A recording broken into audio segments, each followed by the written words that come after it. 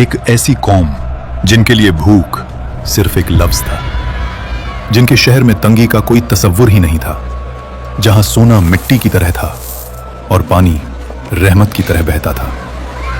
फिर सोचिए, सिर्फ एक छोटा सा चूहा और मारीब का अजीम बंद अपनी लिखी हुई तकदीर से जा मिला। ना फौज का हमला, ना ज़लज़ला, ना आसमानी बिजली, बस अल्लाह का एक हुक्म और एक रात, और दुनिया की सबसे अमीर सल्तनत जमीन के नीचे दफन। ये वो वाकया है जिसका आज के वीडियो का टॉपिक है कौम सबा, वो कौम, वो जगह जहाँ जिसको दुनिया का जन्नत कहा गया। तो आज उसी के बारे में जानते हैं, तो चलिए शुरू करते हैं। कौम सबा अरब के जुनूबी हिस्से में आज के यमन के इलाके में आबाद थी, लेकिन ये कोई आम कौम नहीं थी। ये दुनिया की सबसे ज्यादा खुशहाल कौम थी। इनकी जमीन जरखेज थी, हवा नरम थी और बारिश बिल्कुल मीजान के साथ होती थी। मगर इनकी असल ताकत, इनका सबसे बड़ा राज, मरीब का अजीम बंद। ये डैम इतना अजीम था कि इसके जरिए दोनों जानीब फैले हुए बागों को पानी मिलता था। फल इतने ज्यादा कि मुसाफिर जब वहां से गुजरता तो भूख का एहसास ही नहीं होता। कुरान इस मंजर को खुद बयान करता है। सबा के लिए उनके रहने की जगह पर एक निशानी थी, दाएं और बाएं दो बाग। और फिर अल्लाह फरमाता है, अपने रब का रिज़्क खाओ और उसका शुक्र अदा करो। यह सिर्फ दौलत नहीं थी, यह अल्लाह की रहमत का निजाम था। इस महीने मछलियों का शिकार बहुत अच्छा हुआ है।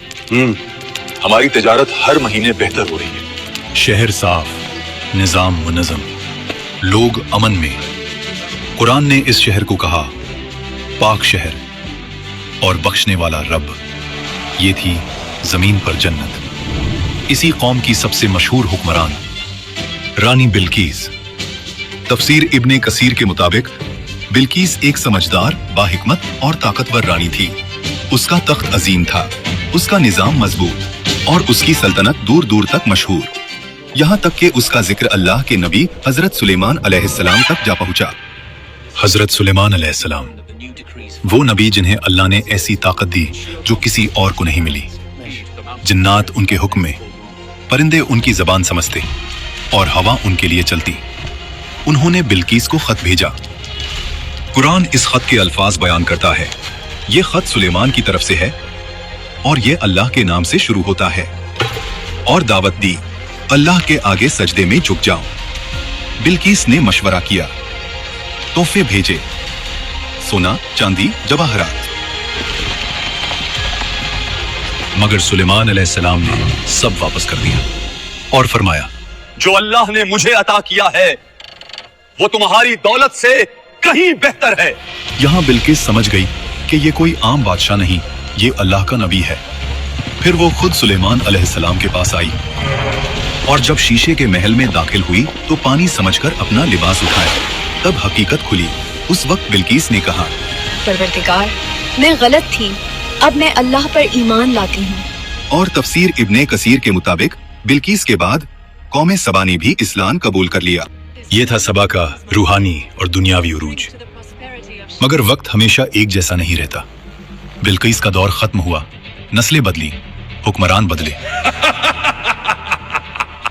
और वक्त के साथ शुक्र की जगह हुरूर ने ले ली। ये बाग हमने बनाए, ये बंद हमने खुद खड़ा किया, ये दौलत हमारी अकल का नतीजा है। अल्लाह का जिक्र कम होता गया और अपनी ताकत का नशा बढ़ता गया। अल्लाह ने उन्हें तंबीह दी, नबी भेजे, मगर उन्होंने मजाक उड़ाया। नबियों ने उनसे कहा, ये बाग तुम्हारी अकल का कमाल नहीं, ये रब की रहमत है। अगर तुमने शुक्र छोड़ दिया तो ये रहमत तुम पर बोझ बन जाएगी। लेकिन कौम सबा हंस देती। वो जवाब देते, तुम हमें डरा रहे हो, देखो हमारा मार्ग बंद, पहाड़ों की तरह मजबूत, क्या तुम्हारा रब उसे भी गिरा सकता है? नबी फिर कहते, अल्लाह जब पकड़ करता है तो वजह बड़ी नहीं होती, सिर्फ उसका हुक्म काफी होता है। मगर कौम के चेहरों पर सिर्फ घमंड होता। अगर अजाब आना होता तो कब का आ चुका होता।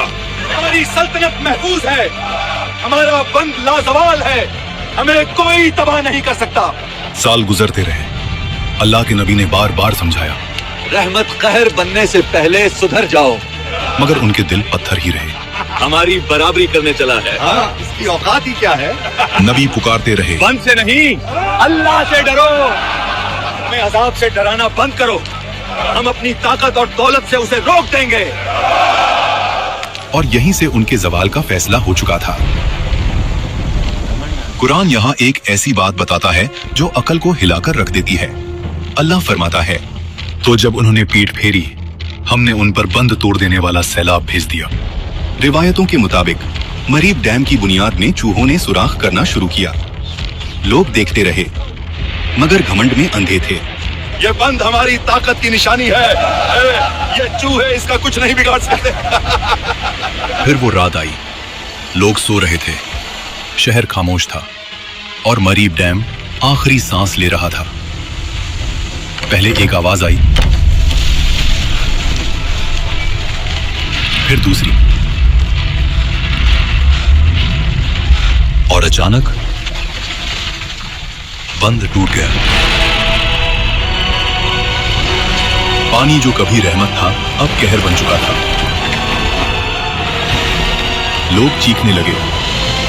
कोई बोला, बंद तो मजबूत था, खुदा के लिए भागो। मगर भागने का कोई रास्ता नहीं था। कुरान के अल्फाज हैं, फिर हमने उन पर बंद तोड़ देने वाला सैलाब भेज दिया। नबी की आवाज गूंजती रही, ये वही है जिससे तुम इनकार करते रहे। या अल्लाह, हमें बचा ले, हमसे गलती हो गई, मेरी मदद करो।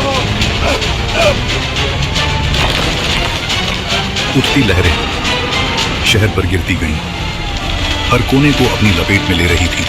घर, बाग और बाजार सब एक साथ डूब गए। लोग चीख रहे थे, सिर्फ अपनी जान बचाने की कोशिश में। कुछ गिर रहे थे, कुछ लहरों में घुल रहे थे, और हर शोर सिर्फ कहर में घुल गया। आखिर में एक ऊंची लहर उन सबको हमेशा हमेशा के लिए खामोश कर गई।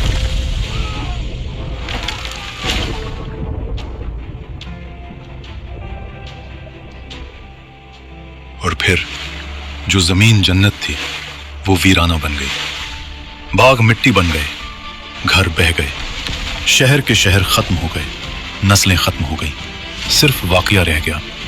अल्लाह फरमाता है, उनके बागों के बदले कांटेदार झाड़ियां लगा दी गईं। ये सजा क्यों थी? कुरान खुद जवाब देता है, ये सजा इसलिए थी कि उन्होंने नाशुक्री की। कौम सबा दौलत से तबाह नहीं हुई, गुरूर से तबाह हुई। उनका जुर्म ये नहीं था कि वो अमीर थे, उनका जुर्म ये था कि वो शुक्र भूल गए। और इन मामूली लोगों को देखकर हंसी आती है। और ये वाकया सिर्फ उनके लिए नहीं, ये हम सब के लिए है। हमने सबा के साथ जो हुआ वो घमंड की वजह से हो, क्योंकि अल्लाह रब्बुल आलमीन जब किसी कौम को या किसी शख्स को दौलत और शोहरत देता है, अगर वो उसको घमंड में बदल दे, यानी घमंड करना शुरू कर देता, अल्लाह रब्बुल आलमीन उसके पास से अपनी दौलत छीन लेता है। तो ये तो कौम सबा का वाक़या है, लेकिन अल्लाह रब्बुल आलमीन ने कैसी कैसी कौमें पैदा की, लेकिन उन्होंने भी जब घमंड करना शुरू किया तो उनको भी तबाह व बर्बाद कर दिया।